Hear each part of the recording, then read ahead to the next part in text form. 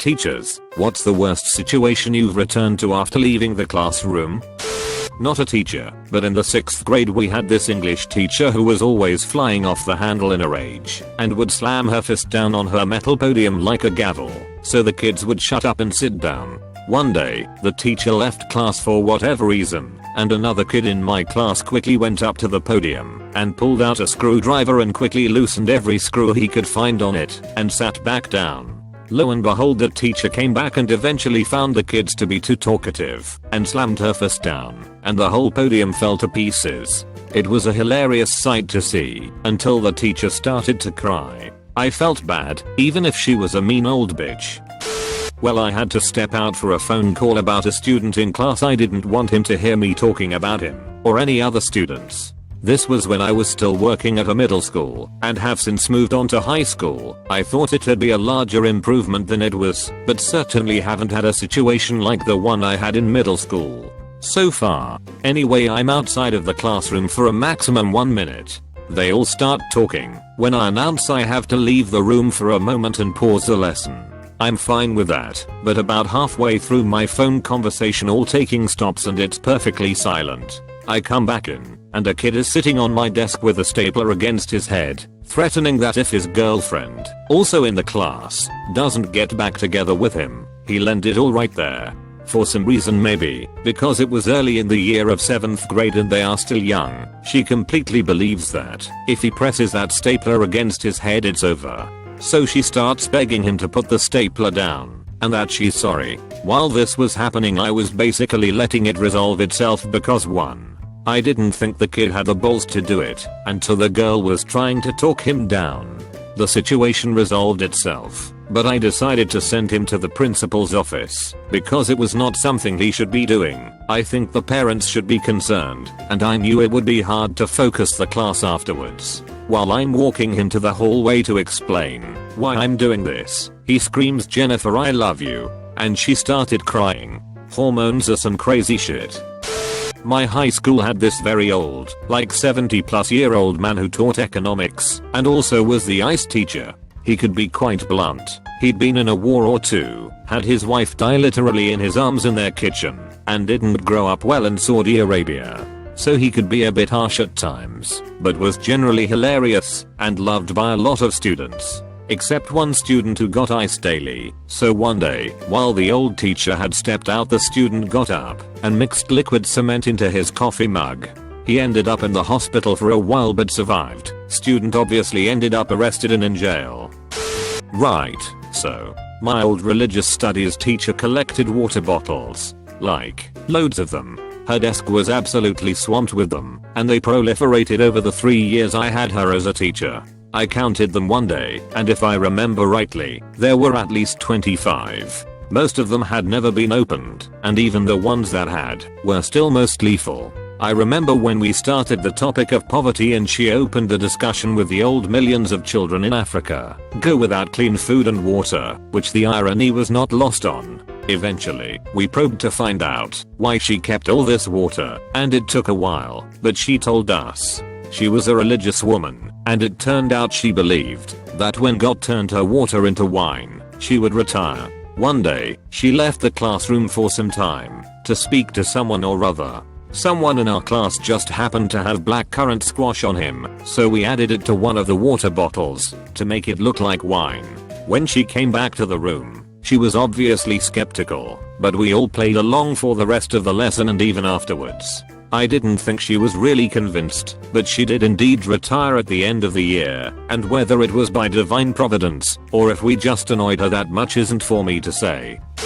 Last year, while I had to do quick photocopies for the kids who forgot their documents, one of my grade 10 tripped and made a hole in the wall. It wouldn't be too bad if in their great teenager's mind, they didn't decide to make the hole bigger. I came back when they were figuring out if they could hide one of them in it. I was torn between laughter and anger. When I was in middle school, I had this classmate who really liked electricity, the more destructive forms of it. He always carried around this DIY shorting plug and he used to plug it into the school's sockets when no teacher was looking. One time, the computer class teacher left the classroom for some reason. Once he did that, the classmate got to do his thing. He plugged his plug into a socket, interrupting my 2004, I think it was a 2004, a version of Unreal Tournament, anyways, match, and then he confidently walked up to the breaker panel, reset the breaker, and failed to restore the power. As it turns out, the breaker failed to do its job, and the guy's feat of circuit shorting actually burned cable in the school's electrical system. He was not punished for it either. None of us reported him. Snitches do get so-called stitches after all, and if the teacher had reported him, well, he'd have admitted to leaving a class full of students and full of computer equipment completely unattended. So he didn't. During my last 2 years of high school, a new high school was being built to replace our current one. We did the first half of the year in the old school. Then during Christmas break they tore down the old school, turned the space into the new parking lot, and we returned after the break to the new school. On the last day before Christmas break, everyone was antsy to take part in the destruction of our 70-year-old, asbestos-filled high school. My history teacher left the room, and all hell broke loose. A couple kids started bashing chairs into the wall, breaking big chunks of it down, and creating a huge hole in the wall between our classroom and the neighboring one. Kids were running back and forth between the two classrooms, while others were trying to stick as many chairs as they could in the wall. Soon after this started, the chaos began spreading to the rest of the school. Kids were running through the halls yelling, bashing lockers and throwing papers. It was insane. Meanwhile, the VP was losing his mind on the intercom ordering everyone to stop. The teacher came running back in pretty quickly and everyone stopped, but the damage was done, and a lot of the damaged stuff was stuff that was supposed to be transferred over to the new school. When I was in 8th grade, my teacher had to step out for a phone call and everyone started talking amongst themselves. This kid was sitting in the seat closest to the door with his back to it, and right as my teacher opened the door to come back in, he stood on his chair and yelled, "I may be a skinny Indian kid, but I have a dick the size of Jupiter." He didn't see my teacher initially, but when everyone bursted out laughing and pointing at my teacher, who was now just standing there staring at him, he noticed and got super red. To this day I have no idea why he felt the need to announce that to the whole class, and without him knowing, my teacher. Not a teacher, but I've got a few stories. In 8th grade, a kid stuck a pencil in an electrical socket on the side of one of those science class tables with the outlets built in. Teacher came back and found him crying in a fetal position and everyone else pretending to read. In 11th grade app history, we had a really cool teacher. She left the room to watch another class. We were app students, so we were supposed to be more mature. While she was gone, we turned out the lights and hid in the corner of the room she couldn't see because of how the window on the door was shaped. It looked like we left. Dumb, but she thought it was funny. Senior year in health class, the teacher was also the football coach and was going back and forth between our class while we were taking a test and the locker room to monitor repairs that were being made. One kid stood on the desk to dance, be funny, and the desk collapsed. He laid there on the floor crying while we pretended to take our tests. My high school biology teacher had a father in the ICU who was basically going through some major surgery and the odds of survival were low. She had her cell phone, which was a little flip phone that only got cell signal if placed in the windowsill of the window furthest from her desk, and was waiting for the hospital to call when he was out of surgery. Some third child stole her phone when she went to get copies from the printer down the hall. My 7th grade class spent a week messing with one teacher. I'm not sure why she kept leaving us alone. I think she may have had another class before ours where she had to be on the other side of campus. The first day, we hid in the workroom attached to her room, so she walked into an empty classroom. The second day, one student hid under her desk until halfway through the class when she went to sit down, when he grabbed her ankle. The third day, we were all sitting at a normal chair connected to desks, with the whole unit flipped upside down. The fourth day, everyone whose desk was in front of a window had their legs hanging out the window and their heads stuck through, so they looked like they were sitting at their desks, but were halfway outside. The last day of the week, when she got there, we were all sitting in our normal seats, upright and in their normal rows, lined up outside on the walkway leading to the classroom. Joke was on us, though. She was accompanied by the Dean of Discipline. Back in year 10th, 13-14 years oldish, we had a fresh English teacher. completely new to the profession and quite young, early 20s. This teacher wasn't a strong person and our class was known as one of the worst in the school. She'd get bullied and react poorly to it, essentially making it get worse. One time she left the room and someone blew up a condom and we started batting it around. She entered back into the room and started screaming for us to stop. Obviously we didn't. She started following it around the room trying to get it. After a few minutes she gave up and went to get someone higher up. So in comes an assistant head teacher. Right, pop that balloon right now.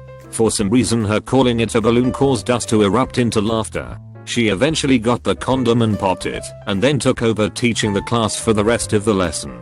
We didn't have the English teacher again much after that.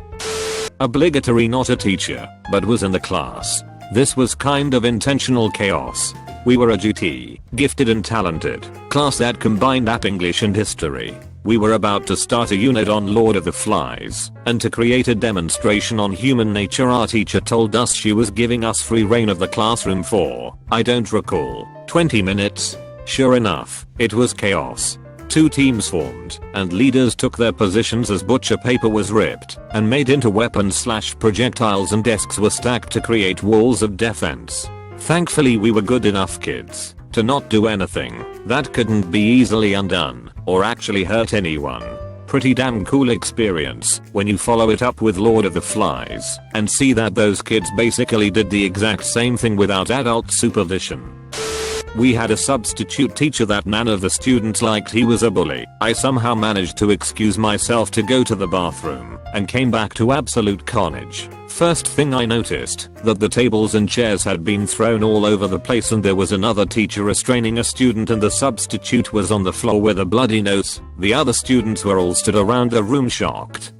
We were asked to go down to the library and not go to our other classes for the rest of the day whilst it was dealt with, and the teachers took witness statements from the students. I found out later from another teacher and a few friends that the substitute had mocked him over his father's very recent death that happened less than a week beforehand, and the student snapped and went for him.